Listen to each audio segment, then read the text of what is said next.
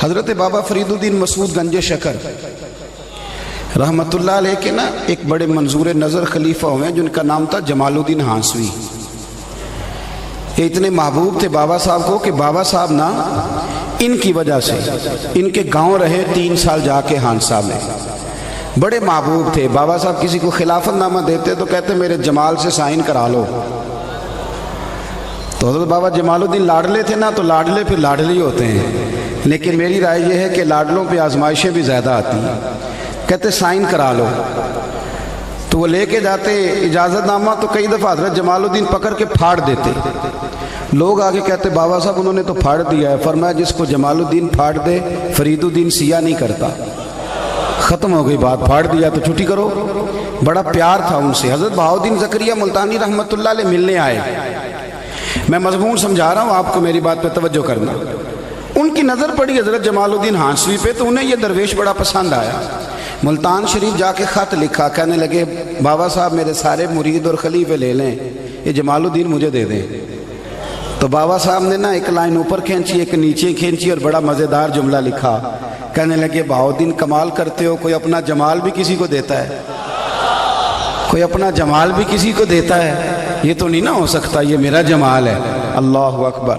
انہوں نے کوئی روحانی کشش ڈالی. تو ایک دن حضرت جمال الدین ہانسوی کہنے لگے بابا صاحب سے حضور میرا دل کرتا ہے ملتان شریف جانے کو. اللہ کرے آپ کو سمجھ آئے میری بات کی. میرا دل کرتا ہے ملتان شریف جانے کو. تو بابا صاحب سمجھ گئے. کہنے لگے وہاں کیا ہے،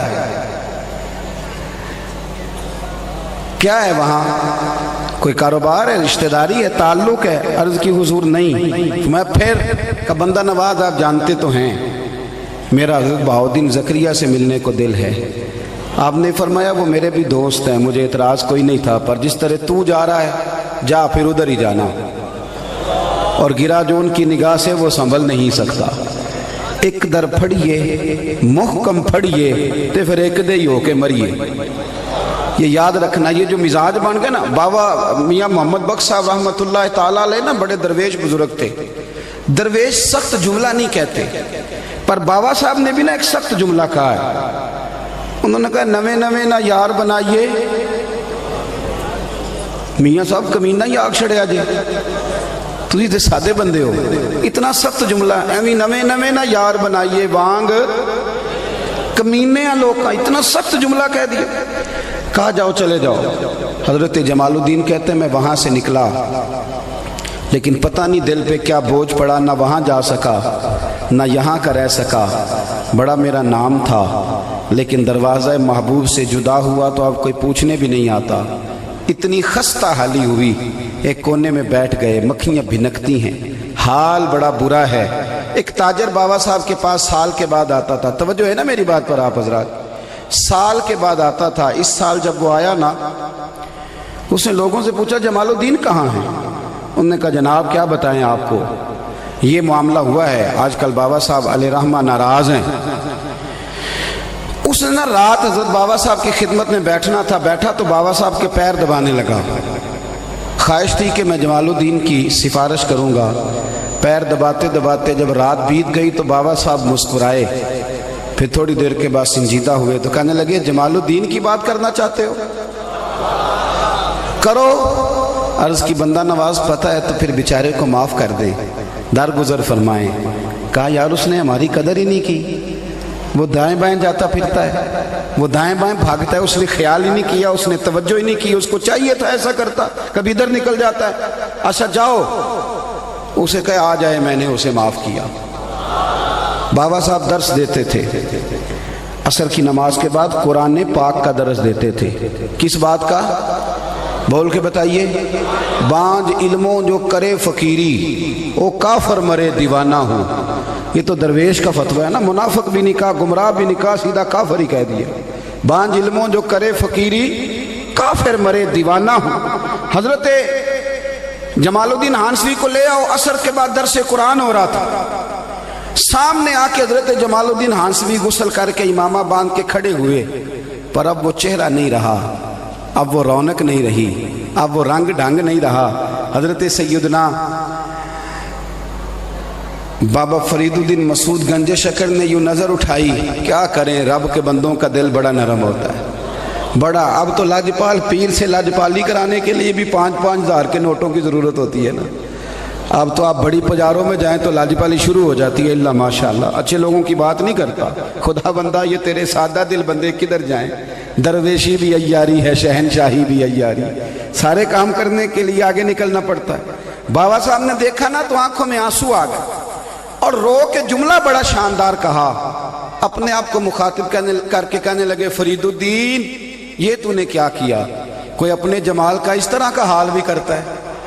یہ تو نے کیا کیا؟ بس بابا صاحب راضی ہوئے. ایک بزم سجی اور اس بزم کے مہمان بھی آنسو تھے اور میزبان بھی آنسو تھے. قدموں سے لگے حضرت جمال الدین اور پھر رو کے کہنے لگے، بندہ نواز راضی ہوئے تو دعا کرو میں رضا میں ہی مر جاؤں، میں رضا میں مر جاؤں، مجھے اب دوبارہ ناراضگی کا منہ نہ دیکھنا پڑے. بڑے نصیبوں والے تھے.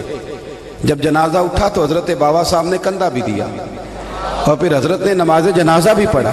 یہ جو تھوڑا سا بندہ دائیں بائیں نکلتا ہے نا، تھوڑا سا، یہ پسند نہیں ہوتا. یہ یاد رکھنا، یہ جو ہلکا سا ادھر ادھر جاتا ہے نا، یہ نہیں مزہ دیتا، یہ خراب ہو جاتا ہے.